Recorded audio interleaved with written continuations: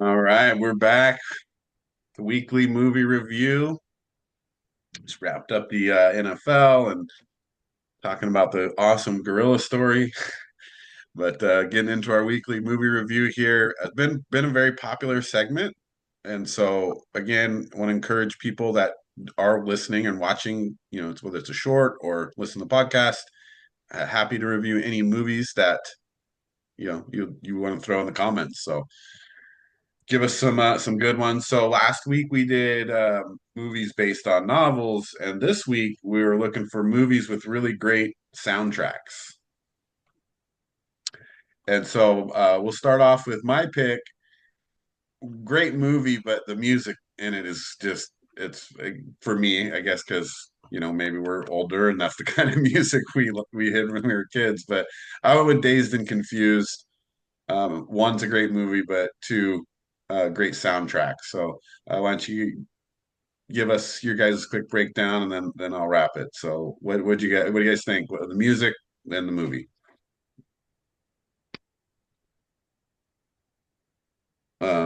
Why don't you lead, Derek? Right.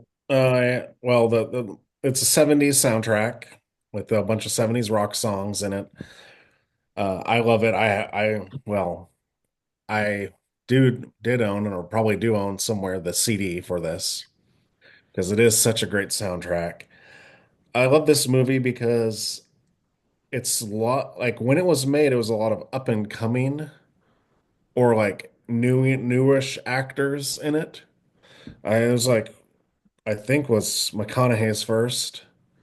He wasn't even really an actor yet. I mean, you got people like Jason O. Smith who didn't do anything else, but he had a prominent role in the movie. He was Melvin Spivey.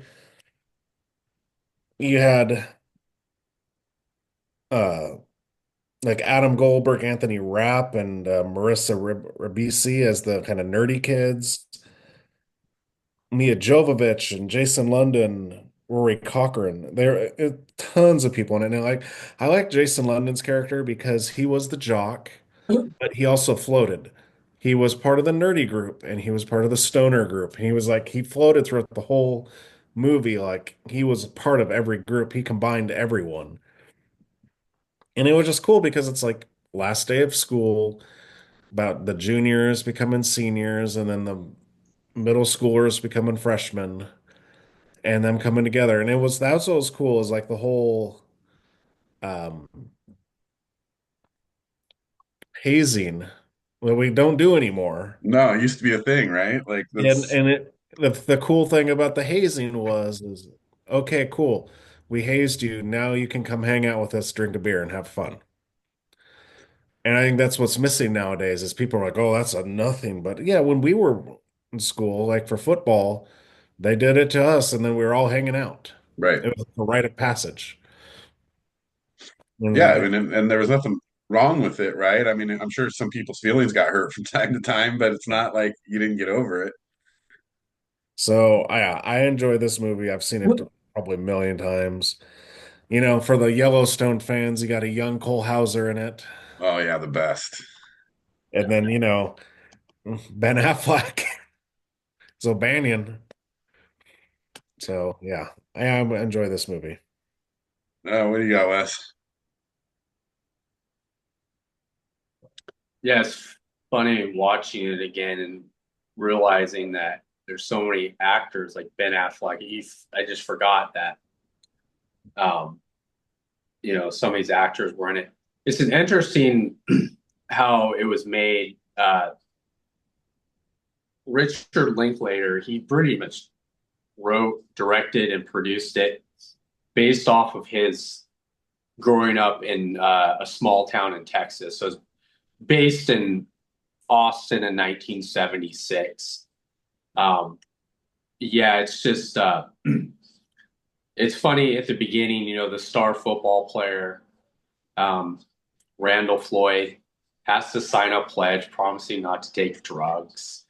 And it's just so backwards through it. Like that just kind of like starts out the movie. You're like, really? That's pretty much what this whole freaking scene is all about. Um, yeah, just the hazing rituals. Um, the music just there's so many great songs. It's one of those period picks that you forget that it was made in the 90s. It seems like it's just a 70s movie. The way they did it, such a great job of just bringing everything back to, I mean, of course, we weren't really alive, so, but it just seems like it just, the feeling, it makes you just feel like you're there. It didn't do great at the box office. It didn't make much money, but is ranked in the top 50 best high school movies of all time. So it was kind of one of those movies that came out on VHS tapes that were everyone wanted to own. You know, everyone who were teenagers and in high school. A lot of parents were probably like, "Hey, you can't watch that movie," and everyone would get together and watch it, you know, with their friends. Um, and yeah, and again, the hazing rituals is just yeah, that's something that isn't quite known by kids now because that's just something that doesn't happen anymore. Yeah, No right passage. it's really one of the better parts of the movie because it makes, it helps the storyline of, the change from middle school to high school and them, but it also gives more plot to the movie, right? When they're chasing them around and the younger kids have to avoid them all night, right? Because they haven't got caught yet. And then it literally has, and music, right? We talk about soundtrack and it's got a great soundtrack, so many good songs, but the no more Mr. Nice Guy part when what's his name gets caught, right? And, Yeah. then he gets his licks, and you're just like, what a perfect song, and like the way they did that scene. But songs like that, Alice Cooper, ZZ Top was on there, Ted Nugent's on there, Leonard Skinner. So you got all these great real songs like Slow Ride, Lowrider. It all really does fit, right? And so, like you're saying, Wesley, they really captured and encompassed what it was like back then, and everything fit together really well in the movie.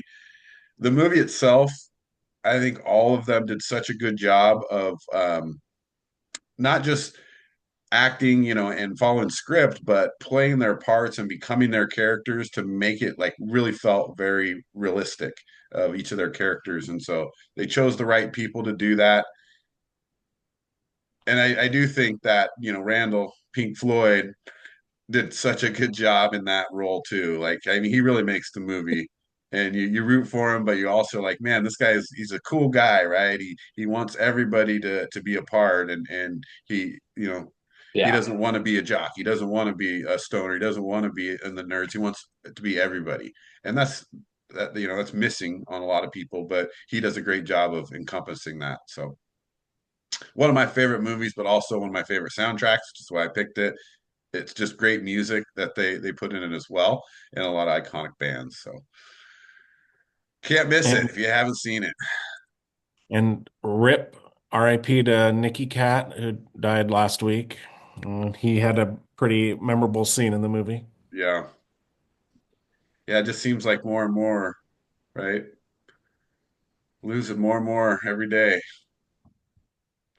All these great actors and things of our time. So yeah, good movie. Dazed and Confused. Check it out. Definitely love it for the soundtrack as well. So let's move over to let's go to The Departed. And so Wes, this was your pick.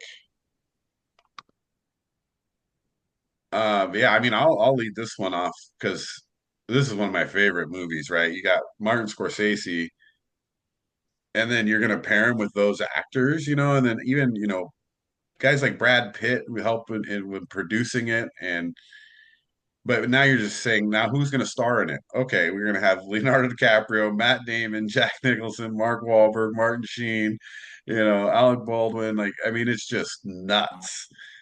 Like, I don't even know how you put together that cast, but it also worked really well. Some of them got to play roles that they don't normally play or weren't necessarily typecast for as much, which was really cool. But I think DiCaprio does a great job in this movie. I don't always like I mean, I like him in most stuff, but there's some stuff I haven't liked him in. But this one, it's hard not to. Like he really grabs that character and plays it out, fully. But the movie itself is great because you're getting into, corruption and the government and things like that. You're talking about police and then the mob, and that's what I like about the movie, right? It's not scared of any topics. Like it's pretty intense in scenes, but they're not afraid to like show you, hey, this is what it is, right? This is what's happening out there. And it's one of those movies that you're like, this is probably pretty realistic, right? And so overall, just a great movie. Soundtrack wise, it's actually really good soundtrack too. Like I'd never really realized that. I wouldn't think that this would have, some of these good songs, but pretty good soundtrack there. Um, Let It Loose. It's great, great one for there. It even has the Beach Boys on it, right? And so very good soundtrack, great movie. Uh, not a lot more you can say about it because I try not to ruin a lot of that movie for people that haven't seen it, but very well done, well written. Yeah, I don't know how much more I could say. It is such a great movie. Like he's talking about DiCaprio, but Matt Damon's part, like when the opposite side, that's just a great like duality of the two people and like their lives, how they intersected but didn't intersect. Like the one story I've seen before was they were talking to Matt Damon and he was talking like Jack Nicholson talks about, to be the best of an actor, you got to be a writer. And then he told the story of, have you heard about that? Or the there's a part where he executes someone on the beach. Right. And he's like, she fell funny. Yes. But the thing was, he's like, first make it a woman. Right. Like he changed a bunch of the scene. And first it was just supposed to be like boom, and then they left, and then he added all that other stuff to it, which then makes that scene, you're like, oh my gosh, this guy's a real dick. Yeah. And so, yeah, it's like the acting in that, even like Anthony Anderson, who you think of more comedies, is in that, has more of a dramatic role. Yeah. So, and then yeah, the soundtrack, like you said, Steve, you're like, I was like, when Wes said Departed, I'm like, it's Departed, and then you're like, oh yeah, that does have some good songs in there. Yeah, that's what really kind of threw me off too. It was when I started looking up. Well, and you hear him though. That's kind of difference when we did this. When I started listening to the music more while I was watching these movies, that's something I don't normally do. Like you kind of forget about that, right? When you're watching a movie, but it kind of helps you to like think about it a little bit more. So yeah, it's a really good one there. So why'd you choose this one, Wes? Well, when we're talking about soundtracks, I kind of thought not just the songs that are in it, but the score is that it kind of just you're watching the beginning of the movie and then half like partway through the movie they do the when he goes in when he DiCaprio goes to prison and they open up with the title. And Scorsese did that on purpose. And I forgot the movie that he was emulating that he loved. That's what the way, they did the opening titles like later in the movie. And that whole part where the contrast between um, Billy Costigan and being the guy undercover, and then the guy who has the shine, which is Matt Damon, who's basically the promising the statey that's going to basically be the next you know the next great serviceman in the stateies as far as like um, being an all-star. And so the throughout the whole movie it shows that where Leonardo could never be that. He was always the guy that had to get beat up or you know he's has to wear wires and deal with basically almost getting killed every day. um the it reminds me a lot of it's a Scorsese movie. It reminds me of like a modern day Goodfellas in a sense where um, you have so many great character actors. Alec Baldwin is hilarious.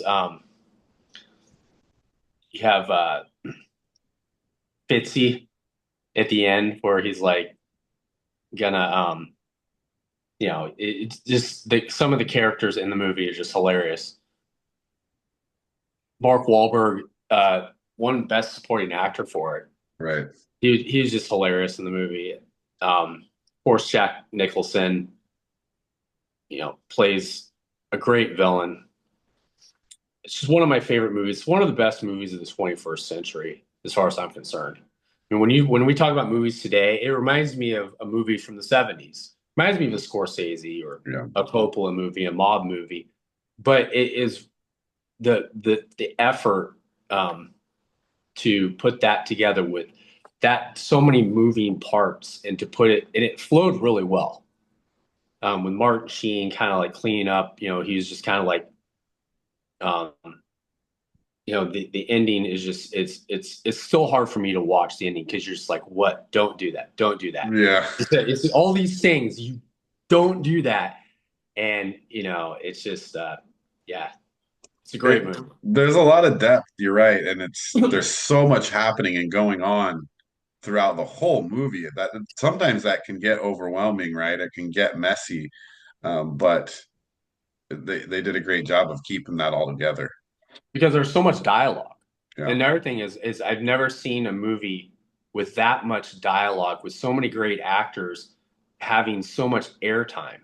You know, it's and as far as the music, it kind of starts off with the title and the Irish music, and then it goes into where he's like, even when he's like in the bar with when he gets in the fight with the dude because he's like, "Yo, you drinking cranberry juice because you're on your period?" Yeah, You know? yeah. And he's like, and that even the music for that, just Right. that whole scene, and it reminds me so much of Goodfellas because that's what Scorsese does. He uses the music Yeah. to not really tell a story, but elicit an emotion. Like it's then he pulls in some Pink Floyd with the love scene. That was a great song just for that for that scene. Yeah, it's one of my favorite movies. I guess they're really able to, use a good soundtrack, into the movie. Again, like you said, you miss that and it's lost sometimes when you're not trying to pay attention to it. So the music's all the right music at the right time is kind of how I describe that movie. So yeah, it's a great one, man. I mean, it's I hadn't seen it in a while, and so rewatching again, you're just like, man, this is really good. And it sucks because I don't have I lost the DVD. I don't know what happened to it. I had to watch it I have it on my DVR and it's edited. Oh. And so watching the edited version, I'm like, no, I can't watch this. No, it's not an edited for television movie. That's not one you want to watch. But great movie, so good pick there. And then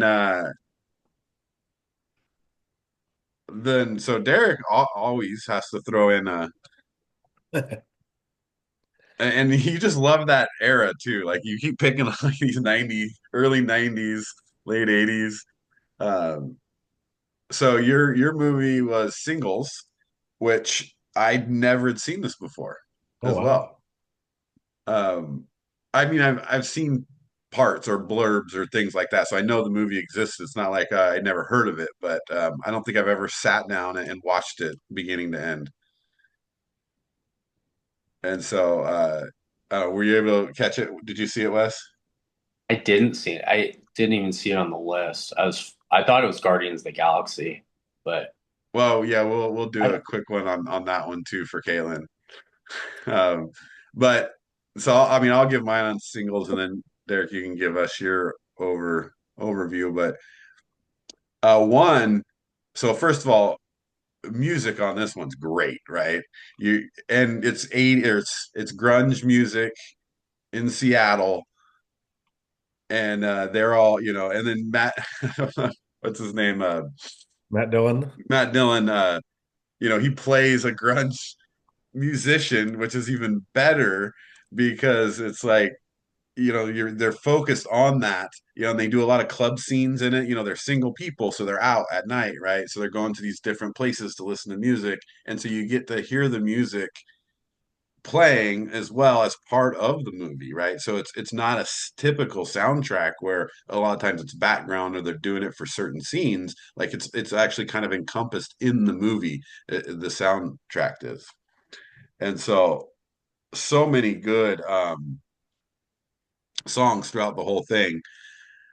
But the actual storyline and plot's really good, right? It's about people, single people, and mainly, a couple or one or two of them that end up, are they going to be together? And they go through ups and downs and things that happen with Kira Sedgwick and Campbell Scott, right? Like what happened to that guy? uh, but he did a good job. Like I said, that, I mean, it was kind of painful at times to watch. You're like, oh man, that's rough. Especially when like they get in the car accident and things like that. But even like Bill Pullman comes in for a little funny part, and just Matt Dillon's great, dude. Like I've always liked him, but he just really plays that part so well. And and then even he comes around at the end, right? And it's about, obviously couple singles, but finding love or not. Overall, really, really good movie, but man, the music's just so good in it. If you like that kind of, Pearl Jam, grunge, Seattle music, then yeah, you're gonna love this, right? I mean, Alice in Chains, Soundgarden, Pearl Jam, Eddie Vedder, like it's crazy. And I do love Jeremy Piven's little blurb too, because I love Jeremy Piven, man, because he's so good. But man, does he play that role really well? So yeah, it's a great movie. Like, yeah, if you haven't seen it, check it out. Singles, great music. Well, and to go down the rabbit hole of our other podcast, it's Cameron Crowe, so director of Almost Famous also. So he is a music guy. And so yeah, that's when you said soundtrack, first one that comes to my mind is Singles because of it is the grunge scene. Like, and how crazy would that have been to be in Seattle and be like, oh, okay, we're 20 somethings going out and we're going to go to this club and oh, this group, Alice in Chains is playing Yeah. or Soundgarden's playing. I love the fact that, oh, so Matt Dillon's band's called Citizen Dick. And what's the funny part is his bandmates are Pearl Jam. Right. Eddie Vedder plays the drums and they have Jeff Ament and I love it just because it's kind of a quirky comedy. Sheila Kelly, the one that just like does the date like video date app thing. Oh, dude, she's great. And then like the cameo, I don't know if you saw, but the director of that was Tim Burton. Yeah, I did. Yeah. Yeah, that was funny. And so that was for me hilarious. And I just yeah, it's a romantic comedy dramedy because it's ups and downs of life. But I just when you said soundtrack, I was like, dude. And then for you, Steve, here's a little trivia. The only reason you have the TV show Friends is because of the movie Singles. Interesting. NBC wanted Cameron Crowe to have Singles become a TV show, Right. working with the creators of Friends. They wanted them to work together, but this is before Friends, and he opted out and he said, "No, I don't want to do that." And so then they went and took some stuff from Singles and then they made Friends out of that. Right. Oh, and that's what it's a lot like that, right? If you think about the show Friends and you watch this movie, they have the same feeling. Right. And they're in a coffee, they go, some of them work at a, Coffee Bridget shop, works right? at a coffee shop. Yeah. No, it feels very much like Friends when you watch it. But it's a movie, obviously, so it's shorter, so they got to put a bunch more stuff into that period. The Yeah, so when you're talking about like the going out, right, and they're being singles and being in your 20s and be able to hit that Seattle grunge scene, that would it's so amazing, would be amazing.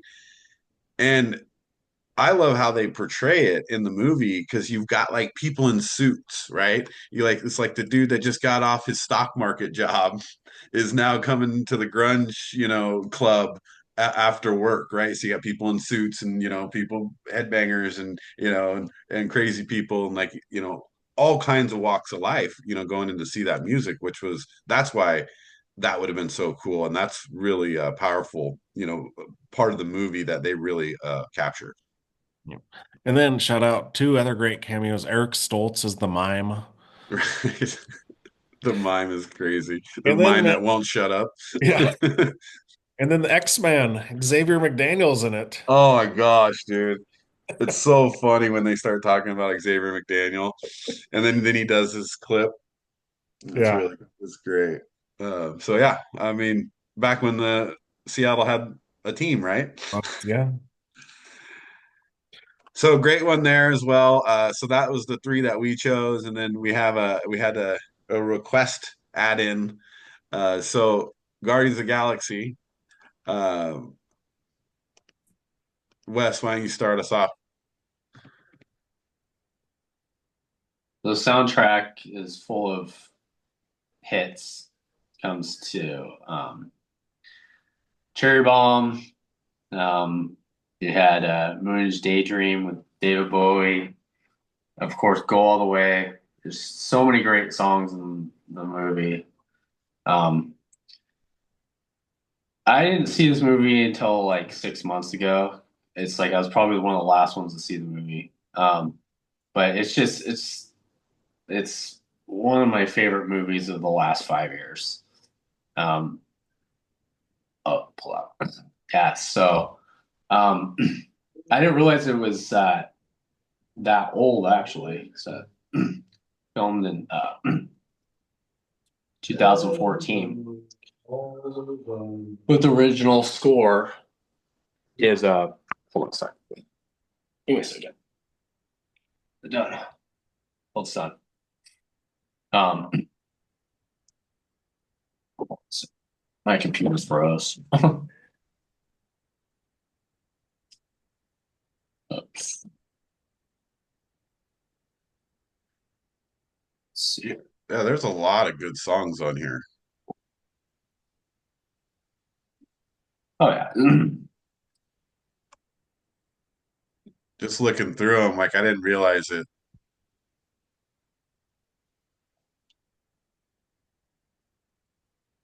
There's some good songs there. Uh, as far as like just the movie itself, it's a good movie. It's not my favorite. I know, Derek, you like this movie a lot. So what's your thoughts as far as the movie itself? Well, yeah, I love the comedic timing of the movie. It's funny, I forgot what Marvel movie me and Caitlin were seeing in the theater, and the preview for this came up, and she goes to me and she goes, I'm not seeing that one. That looks stupid. And now, after, years later, and I remind her all the time about it. I'm like, Right. and it's probably one of her favorite Marvel movies. So you can't judge a book by its cover, right, Wes? Because Wes didn't see it for. Well, It's Yeah, like, that's a long I time.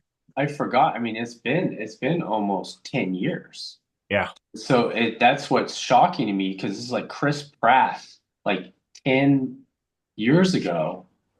Um, so I mean, Chris Pratt's hilarious in the movie. It's just I mean, just Rue and just the misfits. I mean, they're just kind of like the biggest losers of the galaxy. Like they're kind of like treated that way. And Chris Pratt is kind of like the all-star loser. It's like everyone thinks they're idiots, and that's just kind of like the theme of just pretty much the whole series. Yeah, it's just a hilarious movie, and the music just makes you think was it? I remember when that one new Star Trek movie, they tried to do the same thing. Oh, we're gonna do this. Like, no, it doesn't work. Only this movie can do that with sci-fi. You know, Yeah, just play the old hits for sci-fi. That's the whole, I mean, discounting the very beginning when it's like super sad and depressing. When you Yeah. get to adult, Star-Lord Chris Pratt, then it's like, then you see like, oh, this is what the movie's going to be about when he goes into the ruins. And you're like, oh, okay. right. I think I love the cast though, and I think they did a really good job of booking the right people to play the parts that they did. I mean, Bradley Cooper, he's one of my favorites in the movie. It's just if there was if there was an actual real fictional version of Bradley Cooper, like that was it. Like that would be what he would be if he was that in real life. So I thought he did a great job. But yeah, the movies, it's not a bad movie at all, right? So don't get me wrong on that side, because I did like the movie, but the music is great when they get into some of those because it's kind of like uplifting. I guess that's the best way to explain it. Like it kind of gets you going, it gets you into it. So good choice on the movies there or on the music that for that one. Overall as a movie, I definitely think it's worth watching. So if you haven't seen it, which apparently so people haven't, so go out check it out. Well, and what's great about it is the music is part of you know what I mean? It's part of the movie. Like all the music gets intertwined. Right. Him with his Walkman and him, and he uses it in his stereo in his ship. And so like, and the songs mean something in the movie. Right. And that's yeah, so yeah, they're definitely intertwining the music. The music's a huge part of the movie. Like you don't have it's not the same movie without that. And that they did a really good job of that. But I mean, come on, hooked on a feeling. Okay. The piano Pina Colada song, Right. Come and Get Your Love. I mean, yeah, Cherry Bomb, Ooh Child, Ain't No Mountain High Enough. And then to end with the Jackson 5 with I Want You Back. Right. I mean, it's just incredible. It's like I said, it's just a really great way that they use the music into the film. So it's it's got to be up there when you're talking about movies with great soundtracks and putting the two together. So that's definitely a good pick. So you can thank Caitlin for that one. Um, yeah, so that's the weekly movie review. Yeah, any comments, anything you want us to review, please leave in the comments. Whatever you think about any types of genres or anything. We're happy to do any of those. Just let us know. But yeah, we'll any final thoughts there before we wrap? Go Well, watch The Departed. Go watch The Departed. It's a family. It's a great family movie. It We should have be. It should be required viewing in schools. It's about life. well, we had The Princess Bride last week, and that was the best family movie. So we're gonna switch it now to The We need. Departed. We need more cops in where we live. So this will help. Right. Fill those quotas. No, it's good. I love it. All right. Well, we'll see you guys next time. Thanks for watching.